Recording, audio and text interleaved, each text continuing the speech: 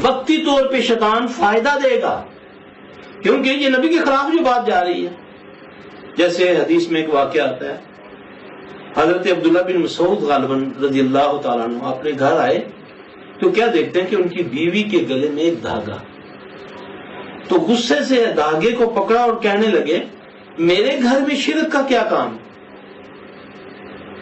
اس نے بولا اللہ کے بندے میری بات تو سنو، تم جانتے ہو کہ کتنے دنوں سے میری آنکھ میں درد تھا، کوئی دوا دارو اثر نہیں کرتا، میں فلاں یہودی کے پاس گئی ہوں، اس نے مجھے جس دن سے دھاگا دیا اس دن سے میں ٹھیک ہوں. اللہ ایسی ازمائش سے بچائے، اللہ ایسی ازمائش سے بچائے، کیونکہ شیطان ہی چوکا لگاتا ہے اور وہی چھوڑ دیتا ہے. جیسے ہمارے پاس مریض آتے ہیں، وہ جن بولتا ہے جی کہ یہ فلاں زیارت پہ چلا جائے، میں چھوڑ